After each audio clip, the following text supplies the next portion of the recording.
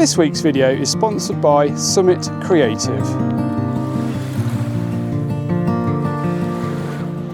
Hello and welcome back. So I've been looking at ways that I can improve my own photography recently, and I've come up with two strategies that I think have the biggest impact. So I'm going to be talking about that today and hopefully sharing that with you, because I think it can really help everybody that's looking to improve their landscape photography. And also I'd like to talk about my camera bag as well, because I've had this bag since October and it's got some fantastic features that I'm sure you guys will find very, very interesting. So yeah, we'll be touching on that a little bit later on in the video as well. But today is absolutely beautiful. A little bit on the chilly side, but we've got blue sky, good forecast for sunset as well. So I'm really hopeful that we can capture some images today. Wow, so nice to get some light. It's been so cloudy recently.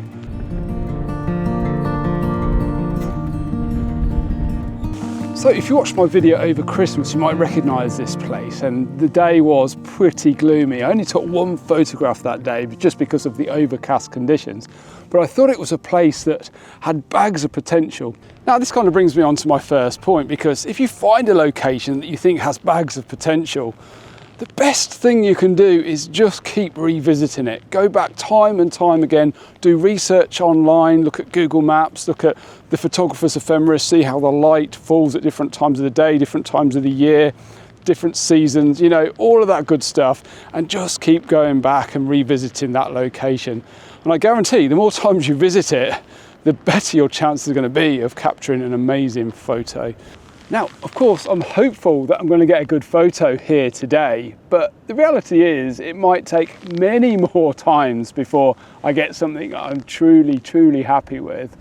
At the end of the day, landscape photography is really all about the conditions and the weather, you know, and you never can really tell what it's going to do. Today, at the moment, we've got blue skies, but later, this place could just look absolutely incredible. Anyway, let's take a look down here at this spot, because yeah, like I mentioned before, it's out of this world.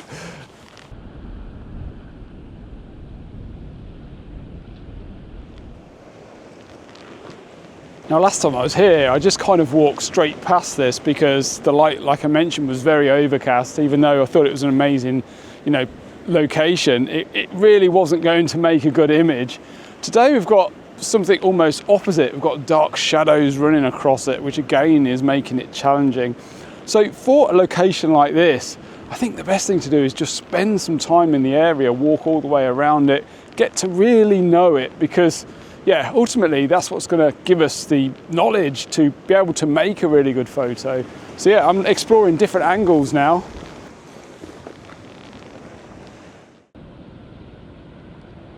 So while I'm pondering this rather tricky location and trying to work out the best lighting angle, etc., I thought it'd be great just to chat about the bag for a minute. Now, I've been using this bag since October 2024 and I've been thoroughly enjoying it. So when Summit Creative reached out and asked if they could sponsor one of my videos, it felt like a really natural fit, because yeah, it's a product I've been using and thoroughly enjoying. So this particular bag is called the Tenzing, and it comes in 30, 40 and 50 litre sizes, and 3 different colours as well. I think currently there's an orange, green and a black. So yeah, really nice design as well. I think one of the things that Summit Creative has done so well is getting that sort of balance between ruggedness, adaptability and comfort. And I think adaptability is the one that really stands out to me. Now, I've had plenty of good bags in the past, but I don't think I've found a single bag that really fits all my needs as a photographer, something that I can adapt to suit the varying different types of shooting styles that I do.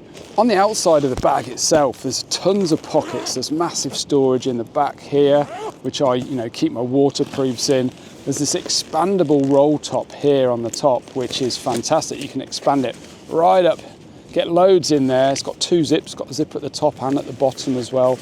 And in my opinion, roll tops are the best solution for top storage. They just give you so much flexibility, because, in the summer you might want to take just one top with you. In the winter, you might want to take waterproofs, you might want to take, like heavy thermal gear, hats, gloves, all of that stuff. So yeah, having something that's expandable is really, really helpful.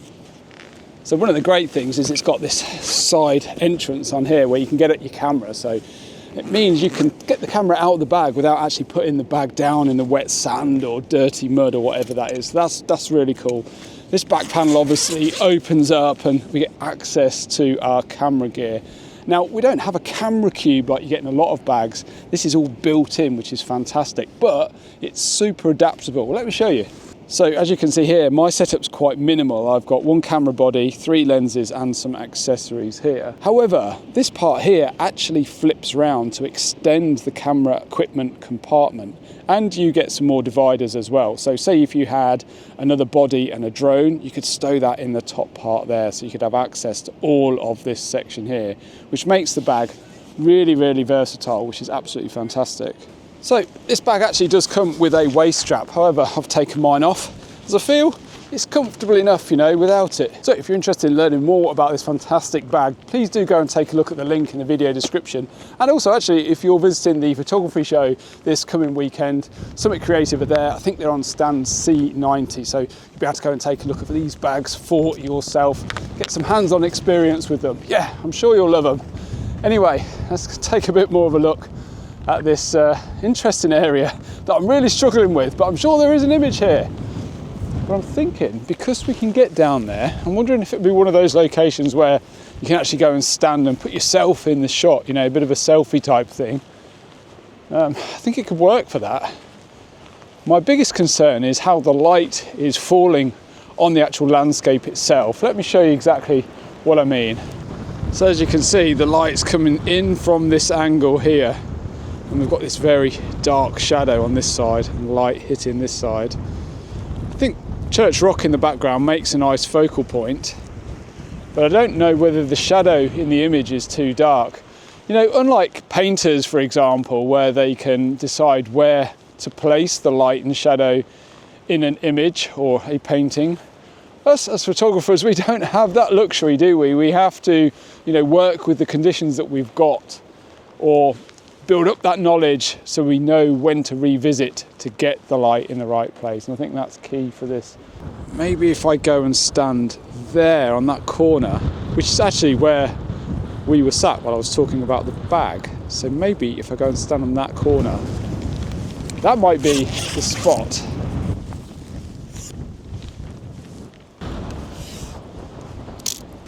So what I've decided to do is put the camera in interval timer mode. As I walk around to the other side, it'll just give me plenty of time. It'll take lots of shots. I can move to different locations, try different poses out. It's not really something that I do that often, to be honest, this type of photography, but I think it actually really suits this location. Maybe gives a sense of scale. Sometimes when you put yourself in the image, it can give a sense of scale, which I think is what I'm trying to go for here. Right, let's get this interval timer set, and I'll get myself around the other side. There we go.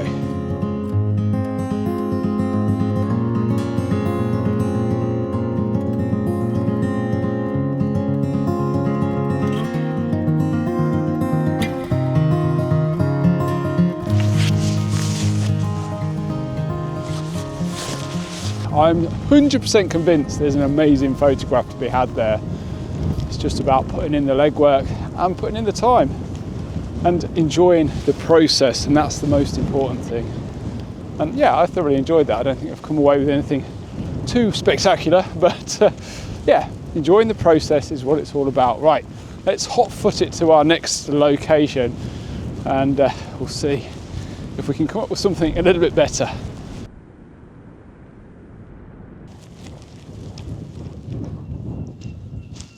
So while we're walking to our next location, I'd just like to say thanks, because I've had loads of messages actually from people saying they're really excited that I was doing a camper van conversion, and when can they see some updates. So yeah, I'll be putting a few update videos out very soon as we go, just some little bits, maybe some snippets at the end of some of my regular videos, just showing you where I am with everything. But progress is going quite well, and yeah, I think the windows are going in next week, which is super exciting. It's been quite difficult, quite dark in the back there. So yeah, installation's done. I'm just starting to do the ply lining. So yeah, lots going on, and I can't wait to do a first trip away in it. But yeah, maybe in a week or two, I'll do a little bit at the end of the video so I can just show you what we're up to. But anyway, we're nearly there. Oh, the light's still harsh, but it's absolutely stunning. So we've arrived at our location, and there's some nice chunky swell coming in the side of the sea stack. Let me spin you around, there's a massive one coming in now. just about to bomb into the side of the stack there, which is pretty cool. Yes. When I was here last time, I was thinking to myself, you know, how's the light going to hit the side of this stack? What's the best time to come back? And I think we've timed it perfectly. The light's flooding right through this scene now. There's some nice warm light hitting the stack itself. So I'm just going to set myself up just down here, which is exactly where I shot from before. But the light is so much nicer right now. And there's so much more wave activity as well. So everything is framed up. Compositionally, I've gone for pretty much the same framing as I went with before because I quite like the framing. I just didn't really like the conditions that much. But now I've got this wonderful golden side light coming through. Like I mentioned, the waves are great. So what I've done is put a 3-stop filter on the front of the lens there, and that's reducing my shutter speed down to about 1/4 of a second. Now, as the waves come through and hit the side of the C stack, that water sprays over the ledges, making these really nice effects. And basically what I've done, I've got the camera set up in continuous low at 3 frames per second, and I've got my shutter release cable on as well, so I don't touch the camera as I take a series of shots. Now, there's a big wave coming through right now, so I'm literally just going to hold down my shutter release cable. It's going to take a series of shots as that wave hits the side of the stack. So hopefully one of those is a keeper.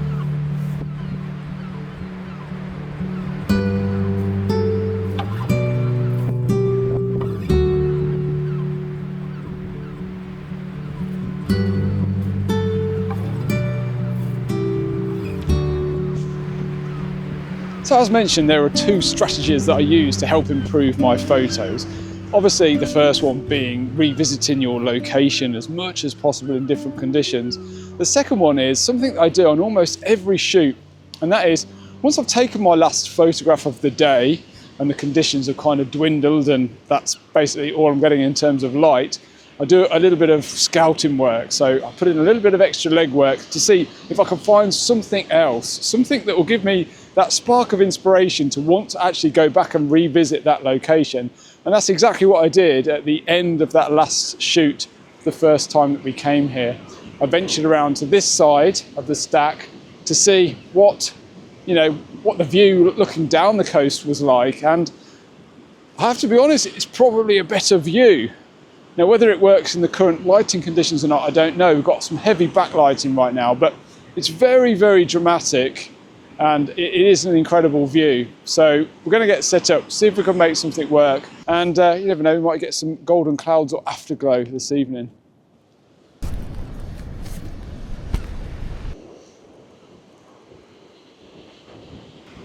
It's quite difficult to expose for these deep, dark shadows. So I'm having to bracket my exposure, take an exposure for the sky and then one for the cliff faces. I've still got the 3-stop filter on at the minute. That's an 1/8 of a second at f9, so I'm just capturing a little bit of motion as the waves hit into these cliff faces. But yeah, I'm doing the old finger over the lens trick. So if you ever get a little bit of lens flare in your shot, if you put your finger over the sun, take a shot, that will be the one for your foreground, minus the lens flare. Then you dial in your exposure for the sun, and that just helps reduce flare in parts of the image. So yeah. Well, no, I think this is a nice looking scene, but it could be better. It always could be better, couldn't it? Anyway, put this one up and we'll talk some more.